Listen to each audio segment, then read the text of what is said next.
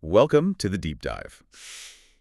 Okay, if you're traveling to Maui soon, maybe for the Veterans Day holiday, you are sitting on, well, a gold mine of very specific, very volatile data, and we are about to hand you the shovel. That's right. Today, we're really digging in, doing an intense deep dive into Maui car rental prices right now.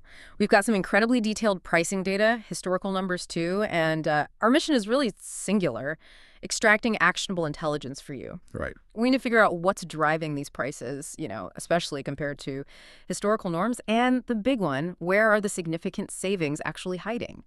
Okay, let's unpack this then, starting right at the main airport, Kahului, OGG.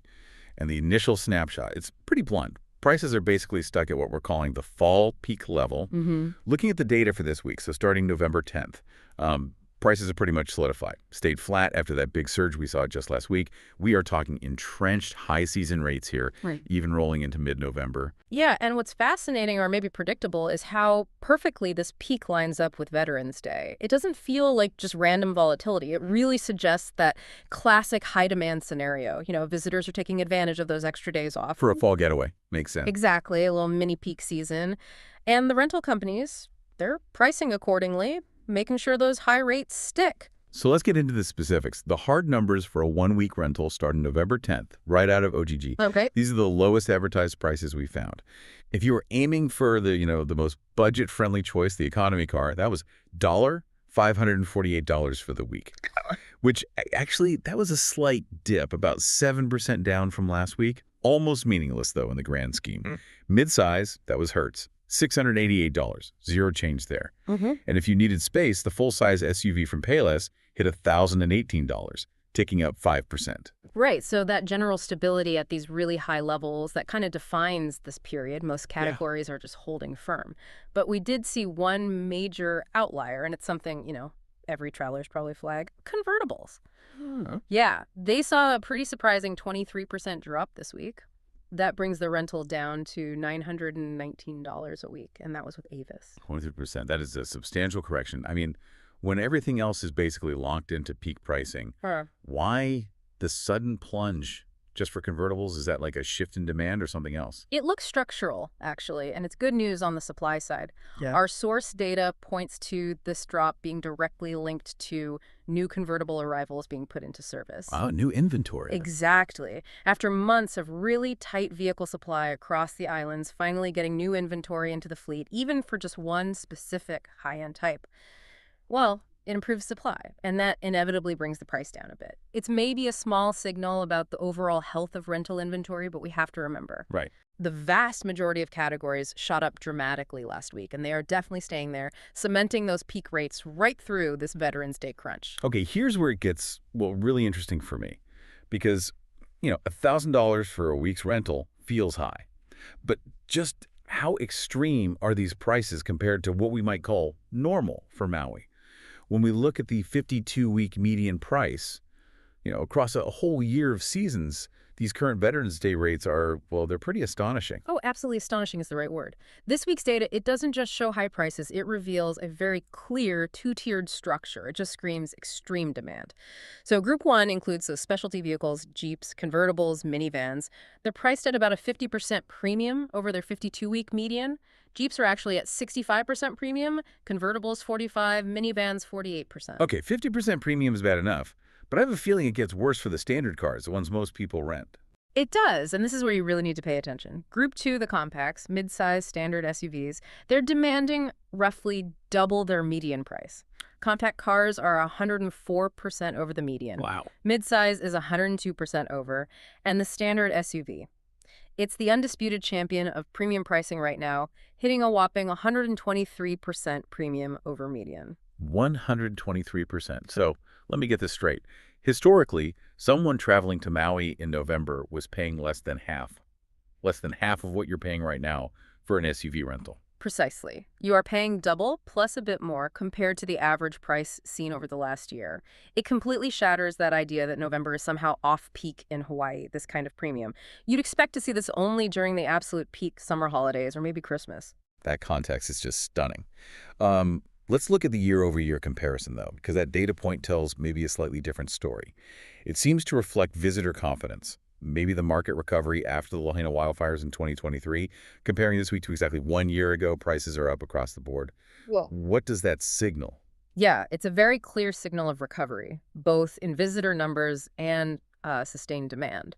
A year ago, the market was definitely still reacting. There was uncertainty after the disaster. Now, that hesitancy seems gone. Demand's back with force. And while midsize and minivans were up significantly, about 50 to 54% year over year, the strongest indicator is in those larger family-type vehicles. Give us those biggest changes then. Okay, so SUV prices saw the most dramatic jump, up 108%, effectively doubled since last year. The bold. Wow. And the seven-seat SUVs also doubled, up 100%. This tells us two things, I think. First, visitor volume is strong. But second, the type of visitor is likely more family-oriented or groups traveling together. They need that space, and that's driving up the price for bigger vehicles disproportionately. So, okay, prices are at historical extremes. Demand is clearly robust compared to last year. Now for the really crucial part of this deep dive, actionable intelligence. Where can you find some relief? We know that for a long time after the wildfires, that conventional wisdom, book off airport for big savings, that got flipped on its head. What are the savings looking like now for off-OGG rentals? Has the market corrected itself? Well, this week, yes, and this marks a really significant and honestly welcome departure from that recent anomaly. We are seeing massive off-airport savings return to Maui. The savings range from, a respectable 14% for a Jeep, which is often niche anyway, but they soar to a whopping 57% for an economy or compact car. 57%. Just to make that concrete for listeners, you're talking saving over $300 on a one-week rental. It's like $234 off airport versus $548 at the main terminal. That's a massive chunk of change. It really is huge. Mid-size savings are also substantial, 25%. SUVs save 41% off airport. This looks like the market normalizing. You mentioned the conventional wisdom getting flipped. And yeah, often Jeeps, convertibles, seven-seaters were sometimes cheaper at the airport post-disaster. That was because of limited supply at the smaller off-airport spots. But hang on, a 57% saving sounds amazing, but typically going off airport means dealing with a shuttle, maybe an extra taxi ride. Yeah. Is that $300 saving worth the hassle, or is there a trade-off in service or location people need to think about? That is always the calculation, isn't it? And it really depends on your priority. If saving $300 is the main goal, then yeah, the convenience trade-off is often worth it. But the uniformity of these lower off-airport prices this week, it suggests that those local providers are back up to speed. They're pricing aggressively to compete with OGG. One important nuance still remains, though. For those specialty categories like convertibles and the seven-seat SUVs, the source notes off-airport availability just isn't often reported, so airport rentals might be your only viable option for those specific vehicles. Okay, let's pivot then to the advanced booking dilemma. Pricing is volatile, we know that. But is it cheaper to book last minute or, say, 5 weeks out? Our sources show that for almost all of 2024, last-minute prices were actually consistently lower than advanced prices. But that seems to have fundamentally changed since early October. That change is absolutely key, yes. Since mid-October and continuing right now into November, last-minute prices like 1 day or 1 week out have been systematically higher than advance prices. This completely flips the strategy travelers need. And it's the clearest sign we have of sustained demand pressure really pushing prices up sharply right before the rental date. We have a killer data point on this, too, illustrating the pain of waiting. For a rental starting literally tomorrow, November 10th, the last-minute OGG price was a heart-stopping 75% higher than the price recorded 5 weeks earlier for that exact same date. That kind of volatility is just punishing if you wait too long. It is, and it brings us to maybe our most critical advice for the next few weeks. While the advanced reservation systems, they do show prices moderating sharply next week, the OGG rate is forecast to drop from $548 way down to $250 for an 11/17 start. But they are then forecast to rise steadily afterward. And given that extreme volatility we just talked about, and remembering last year's notorious fall price roller coaster, Right. travelers are really strongly advised to book their Thanksgiving rentals now. Just lock it in. It hedges against what feels like a near certainty of another price spike, just like we saw it leading up to Veterans Day. Okay, stepping back from Maui just for a second, how does it compare to the rest of the islands, just purely on rental costs? We looked at the cheapest one-week rental costs across all the major Hawaiian airports for the week of November 3rd. And thanks to that massive return of the off-airport savings we discussed, Maui saw a huge 59% drop from the previous week, landing at just $234 for the cheapest rental found. And with that massive drop, Maui successfully regained its kind of historical position as the cheapest Hawaiian destination for renting a car among those 5 major airports. Yeah, it's extremely notable, especially when you look at the others. Honolulu came in slightly more, $243. But then look at Kauai, way up at $443, Kona at $498, and Hilo spiked massively to $497. Maui managing to pull itself so far below its competitors this week. That's classic Maui. It's held that cheapest spot for 24 out of the last 31 weeks.